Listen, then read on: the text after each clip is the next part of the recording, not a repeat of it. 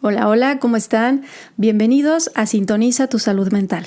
Ahora sí los saludo previo al rollo que me voy a aventar. Y es que en este episodio nos vamos a echar un clavado al romance que se traían los médicos de principios del siglo XX con el psicoanálisis. Particularmente los médicos mexicanos que, recordemos, hacían esta reflexión sistemática sobre el problema de salud, sosteniéndose en el principio del psicoanálisis las malditas emociones.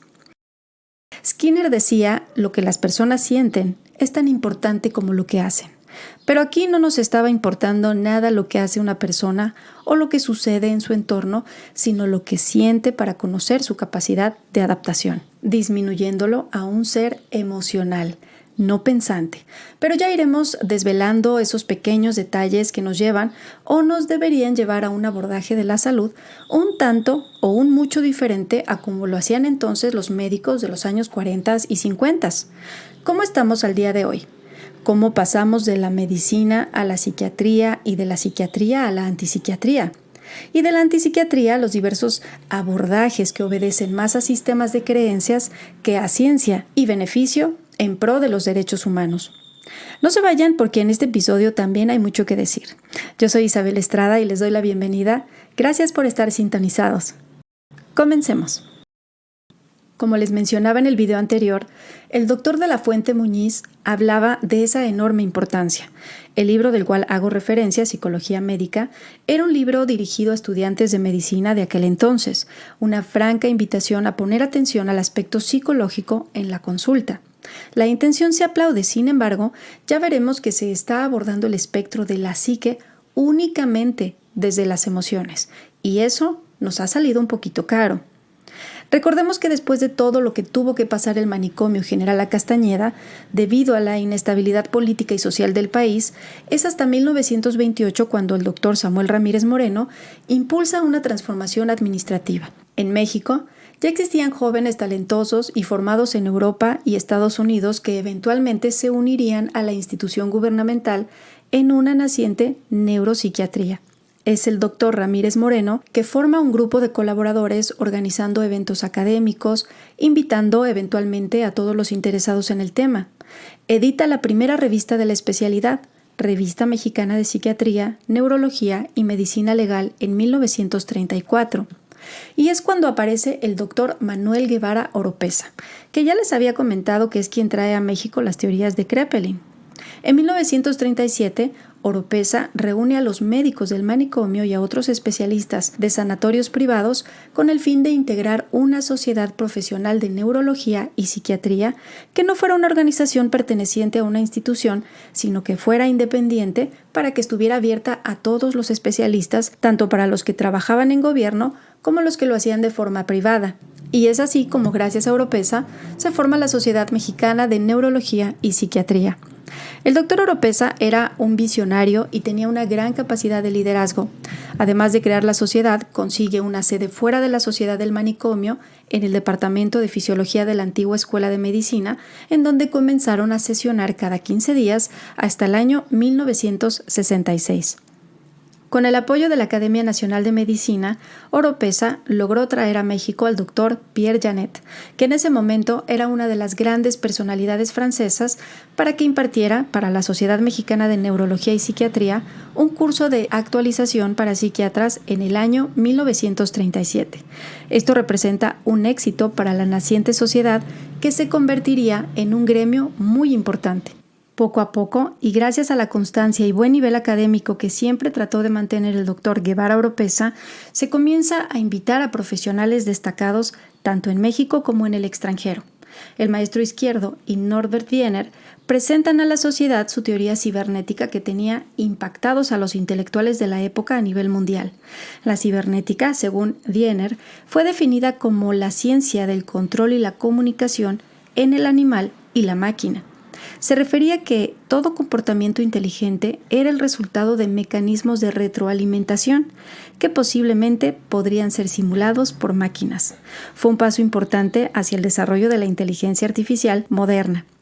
Von Meduna también estuvo en México, mostrando su método de tratamiento con gas para los neuróticos. El crecimiento que tenía el área exigía al mismo tiempo la creación de cursos universitarios y o institucionales que formaran los currículos académicos de la especialización. Es importante destacar que a la par de la inauguración del manicomio General La Castañeda en 1910, de igual forma, el 22 de septiembre de ese mismo año, don Porfirio Díaz inaugura la Universidad Nacional de México, hoy UNAM, a la que se le otorga su autonomía hasta 1929. La universidad también sufrió la crisis.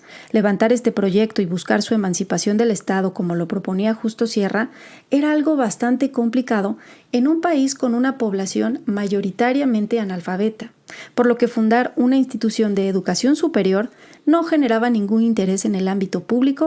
De la locura de los siglos anteriores, la medicina migra a otro concepto erróneo, la enfermedad mental, que se basa principalmente en el modelo biomédico y su romance con el psicoanálisis. Las propuestas de orden filosófico-religioso sostenían que el origen de los problemas es del alma o del espíritu, incluso que no existe otra génesis de las patologías. Parecen no resolver el punto de las nuevas epidemiologías del cuerpo y las grandes urbes, y es ahí donde la medicina organicista, científica, experimental llega a una frontera sobre los tratamientos de la salud. Es Sigmund Freud en el campo médico quien desarrolló una teoría y método de trabajar que llama psicoanálisis, para hacerlo con las personas que presentaban síntomas sin tener una correlación con los procesos orgánicos. La histeria es una de las maneras de identificar este proceso de la enfermedad, inicialmente en las mujeres. Lo que a continuación les comparto son fragmentos de un trabajo publicado por Sergio López Ramos, profesor de la Facultad de Estudios Superiores de Iztacala de la UNAM, titulado Las primeras explicaciones de lo psicosomático en México.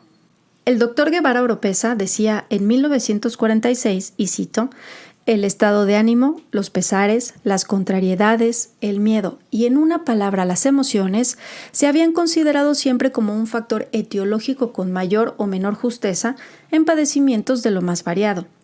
Es decir, su presencia no tenía duda, pero el autor lo dice como si los que lo afirman estuvieran descubriendo algo nuevo, cuando todo parece indicar al sentido común que los fenómenos psicológicos determinan manifestaciones de tipo clínicas. Esta realidad está presente en los pacientes. Los médicos estaban enfrentando la necesidad de explicar el porqué de los padecimientos de una nueva clase de pacientes. Se hace una reflexión en torno a este nuevo acontecer en el cuerpo que produce nuevos avisos, síntomas, signos que se expresan sin un efecto o impacto verdadero en el cuerpo o, más específico, en un órgano o glándula. ¿Qué quiere decir el cuerpo? ¿Qué avisa a los médicos, al paciente? ¿Cómo explicar este fenómeno que no tiene una concreción real en el individuo? Los esfuerzos teóricos de los médicos por querer explicar esta nueva realidad corporal no contaban con otro recurso que un naciente psicoanálisis, que se afirmaba en la histeria de las fijaciones o del desarrollo psicosexual.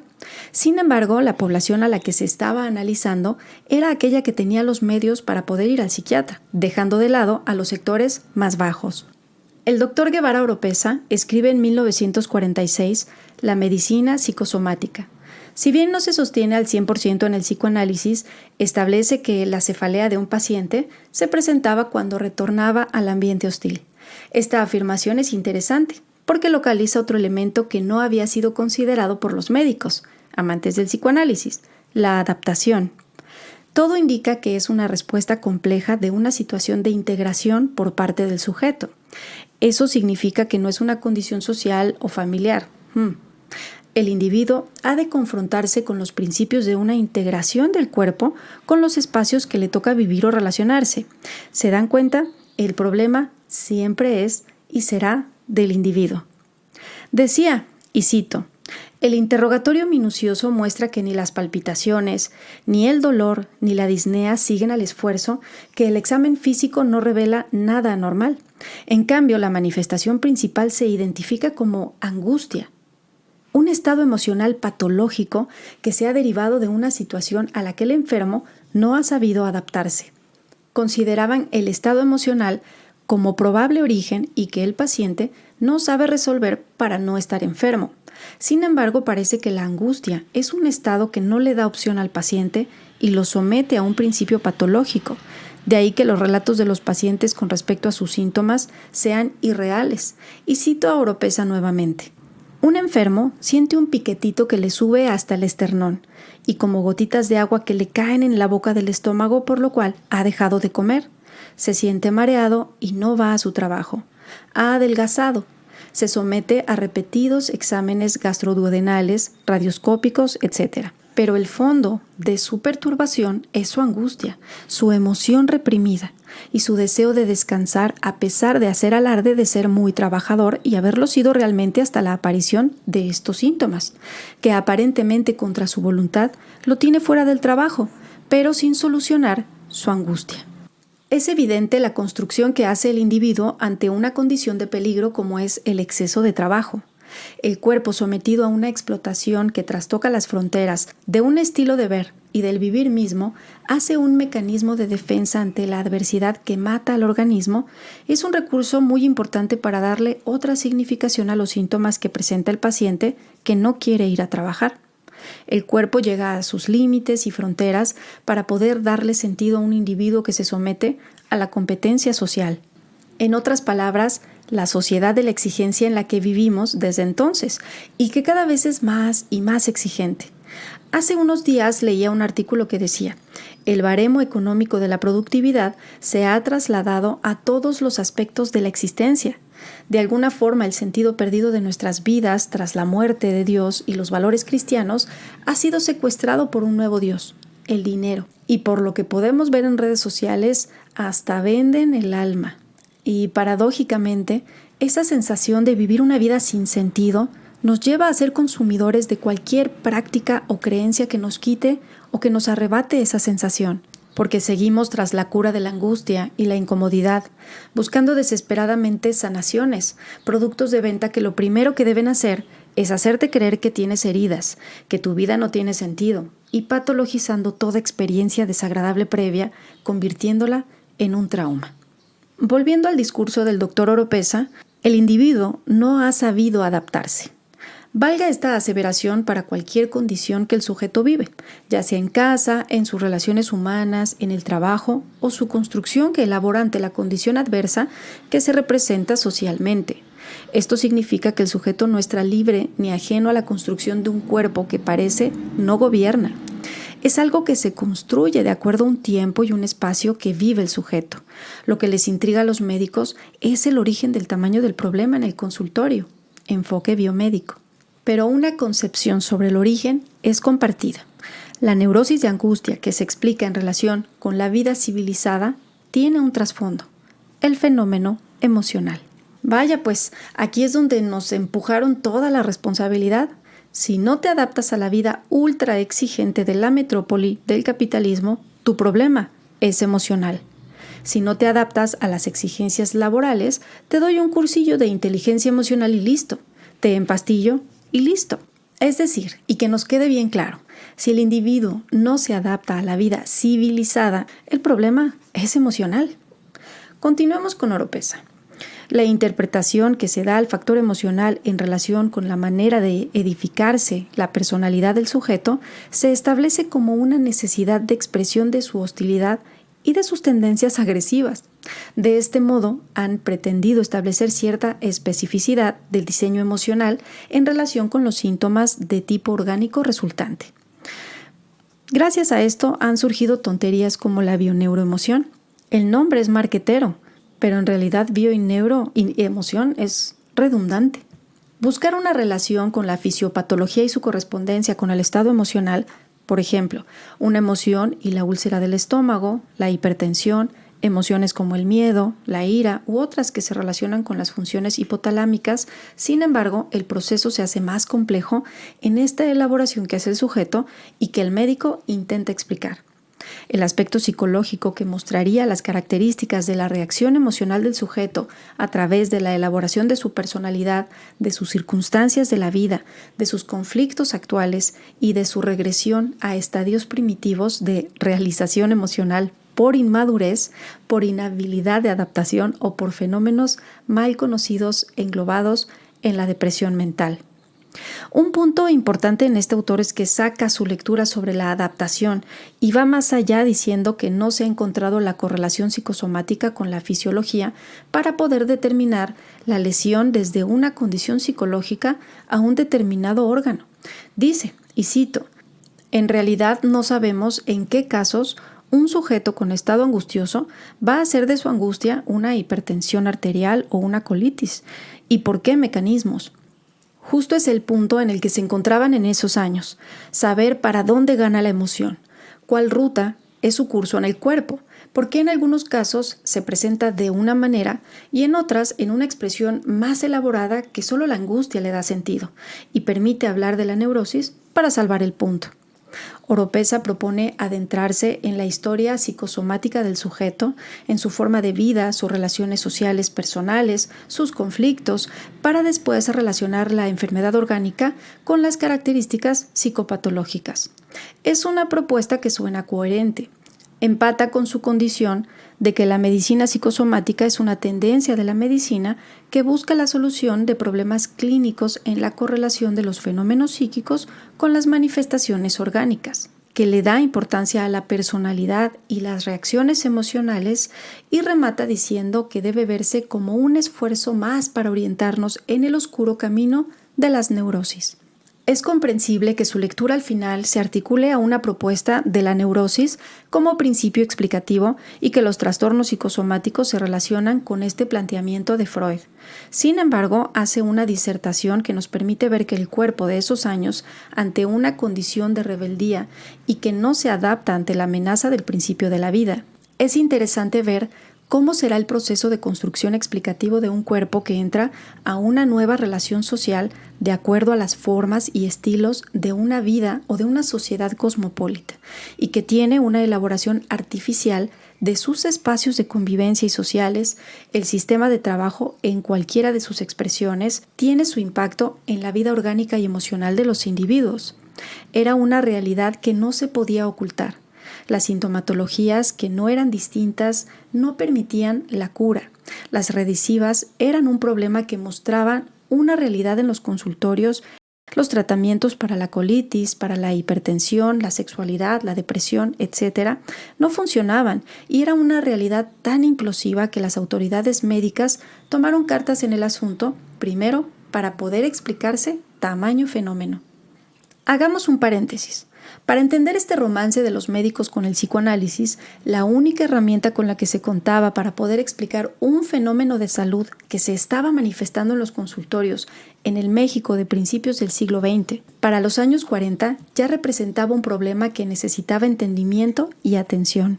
Ante esto, los médicos intentan entender el proceso de construcción de un organismo que entra a una nueva relación social de acuerdo a las formas y estilos de vida de una sociedad cosmopolita y que tiene una elaboración artificial de sus espacios de convivencia y sociales, el sistema de trabajo en cualquiera de sus expresiones y tiene su impacto en la vida orgánica y emocional de los individuos.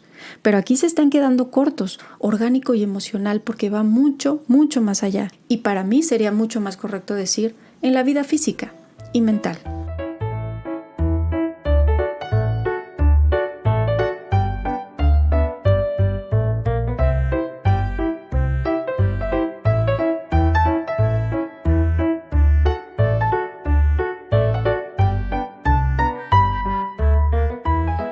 Para el México de los años 40 y 50, aunque ya fallecido, Freud era un referente como para todo el mundo de la medicina y la naciente psiquiatría. Había suficiente literatura en torno al psicoanálisis. Algunos se atrevieron a traducir los textos del alemán a nuestro idioma, porque no es una tarea fácil traducir del alemán al español las ideas de Freud, como tampoco lo es del francés al español las ideas de Lacan. Comprender las interpretaciones de cada autor en la práctica clínica debe representar un reto importante. Transcribir, traducir, transliterar, admitir varias interpretaciones posibles desde la singularidad de cada sujeto hablante y además reconocer la existencia de lo intraducible. Porque estamos hablando de cómo un sujeto interpreta su mundo y su capacidad de comunicarlo. Al final hablamos de personas en un punto en el que no se entienden ni a sí mismas. Entonces el psicoanálisis se convierte en un filtro para entender lo inentendible en las personas. Por lo tanto, el primer obstáculo es la barrera del idioma, la idiosincrasia, y aún así fue implementado en México porque el ser humano es uno aquí y en cualquier parte del mundo. La Segunda Guerra Mundial, que recordemos, inicia en el 39, por cierto, mismo año en el que fallece Freud en el Reino Unido. Fue por una sedación terminal, es decir, le suministraron 3 inyecciones de morfina para ahorrarle el sufrimiento agónico que le generaba el cáncer de paladar que se le diagnosticó en 1923, y aún así nunca dejó el puro, al cual tenía una fuerte adicción. De hecho, él decía, fumar es indispensable si no se tiene a quien besar. Para entonces, y aún sin la investigación pertinente, el psicoanálisis ya se había institucionalizado. Los seguidores de este enfoque fueron perseguidos, como muchos otros, debieron emigrar más de una vez tratando de salvaguardar no solo la vida, sino el mismo psicoanálisis. Los psicoanalistas vieneses tenían claro que sus vidas estaban amenazadas bajo el régimen nacionalsocialista. Y es que el psicoanálisis era amenazante por su crítica social, esa que hiciera Freud en El malestar en la cultura, en donde se pregunta sobre la infelicidad del hombre que vive en sociedad, exponiendo 3 fuentes de sufrimiento: la naturaleza hiperpotente que lo somete, el cuerpo propio como fuente de sufrimiento y las relaciones mantenidas con otros, ya sea sociales o amorosas.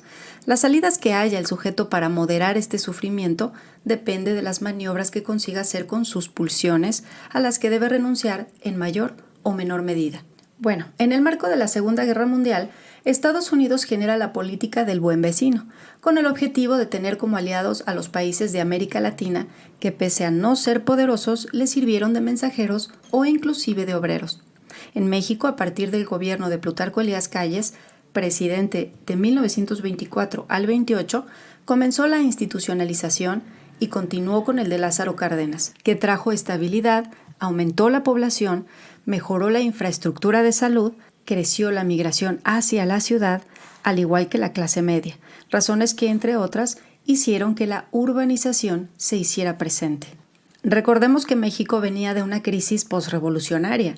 La población vivía del campo y habían pasado 17 presidentes hasta 1940, desde Porfirio Díaz hasta Lázaro Cárdenas, sucedido por Manuel Ávila Camacho del 40 al 46. Algunas de las estrategias de política exterior establecidas por el gobierno de Ávila Camacho durante la Segunda Guerra Mundial fueron defender la soberanía nacional, negación a toda petición de establecer bases militares en México y solidaridad continental, es decir, extender ayuda a cualquier país de América Latina que así lo necesitara. El desarrollo económico tuvo un cambio importante durante este periodo. Las condiciones internas y externas ayudaron al nacimiento de un modelo sustitutivo de importaciones. Las inversiones extranjeras descendieron, lo que originó un incremento en la autonomía. La población creció con rapidez, eso le dio ventaja en el momento de la negociación. En estos escenarios aumenta la población y por ende la urbanización. Veamos. La zona metropolitana de la Ciudad de México pasó de una ciudad media de 344,000 habitantes en 1900 a 1.5 millones de habitantes en 1940, a una metrópoli de 15.5 millones de personas en 1990, a 18 millones en el año 2000 y al 24 hemos llegado a 20 millones de habitantes. Ay, como que de repente sentí que me ahogaba. Esta concentración poblacional equivale al 18.7% de la total nacional, pero su participación en términos económicos es mucho más importante. Las actividades económicas de las zonas urbanas son más productivas, pero también más costosas. Además, este crecimiento tiene un costo ambiental, ya que se destruye el ecosistema al reducir las áreas verdes. Hoy sabemos que más de la mitad de la población mundial vive en ciudades y se espera que esta cifra siga aumentando en las próximas décadas. Vivir en áreas urbanas se ha asociado con un mayor riesgo de sufrir trastornos mentales como ansiedad, depresión y esquizofrenia. La investigación, que utiliza imágenes de resonancia magnética funcional, ha identificado cambios en el cerebro que indican que la educación urbana y la vida en la ciudad están relacionadas con el procesamiento del estrés social. Entre los factores que potencialmente contribuyen a una salud mental deficiente en las zonas urbanas se encuentran la contaminación del aire y otras exposiciones a toxinas, el aumento del ruido, la falta de espacios abiertos, la delincuencia y las desigualdades sociales y el estrés de la carga sensorial. En otro video, en el de la inteligencia me parece, habíamos ya comentado la analogía entre los ordenadores y la mente humana, que ha existido desde que las ciencias cognitivas surgieron como campo interdisciplinario del estudio de la mente en la década de los 50. Sé que todavía les debo el video de procesos cognitivos que complementará esta información, pero les adelanto que al igual que los ordenadores, nuestro cerebro procesa información y como cualquier otro sistema, tiene una capacidad de procesamiento limitada. Lamento contradecir a los pronoicos amantes de la película Lucy que creen que solo utilizamos un porcentaje menor de la enorme capacidad del cerebro. Y es que créanme, nuestro cerebro es más listo que nosotros. Vaya, podría prescindir de ellas, de ese sistema de creencias y seguir sobreviviendo porque es una máquina hecha para sobrevivir, por ende para detectar peligros. Bueno, volviendo al procesamiento de información, necesitamos filtros o lo que denominan desde este enfoque cuellos de botella, para procesar toda la información que está a nuestro alrededor. Sin estos, nos saturaríamos de información. Pero espérense, apenas vamos en los 40. La psicología cognitiva llega hasta los años 50, así que más adelantito escudriñamos este tema. Desde los años 40, México se va perfilando al famoso Milagro Mexicano, un periodo de la historia económica que buscaba estabilidad económica para lograr un desarrollo continuo y sostenido. Llegó a crecer a tasas de 6% entre 1958 y 1970. La pobreza alimentaria disminuyó de manera sostenida durante este periodo. Yo no soy economista ni urbanista. Lo que quiero es plantear el escenario en el que la población mexicana estaba siendo sometida a una diversidad de cambios, en donde la urbanización se va reajustando de acuerdo a la economía y viceversa. Y eso, por supuesto, que afecta a la sociedad, a los individuos, a las personas, tanto física como mentalmente, ya que se requiere una adaptación nivel tardígrado, mejor conocido como oso de agua. Bueno, eso esperan que seamos, tardígrados, y que nos adaptemos sin chistar a cualquier ambiente extremo al que seamos sometidos. Pero ¿qué pasa cuando la población sigue creciendo pero la economía ya no es tan favorable? Las ciudades son tanto una estructura espacial como social, que incide sobre el comportamiento individual y social. Y aquí entra un tema bien importante. Kurt Lewin es pionero en la década de los años 40 en psicología y medio ambiente, lo cual nos lleva a una interdisciplina, la psicología ambiental. Pero veamos, el organismo, o sea el ser humano, los mexicanos, estaban siendo sometidos a cambios radicales en su forma de vivir. Esta es la sociedad cosmopolita que menciona el doctor Oropesa, a la que el individuo es incapaz de adaptarse. Y como decía don Carlos Darwin, el que no se adapta, anula su suscripción vital. Pero, ¿cómo nos vamos a adaptar a una sociedad que en realidad nos cansa y nos enferma, que nos exprime como limones hasta la última gota de vida? Y hasta aquí voy a dejar por el momento este idílico romance medicina-psicoanálisis. Que espérense, como todo romance tiene sus cosas bonitas, pero con el tiempo, si forzamos las cosas, se convierte en una relación insana. El psicoanálisis, en su papel de novio psicópata, subclínico, encantador, poseedor de una verdad absoluta a la cual no se tiene acceso, dominante, ególatra, creando un mundo de fantasía para la novia, la medicina, ansiosa y necesitada de respuestas.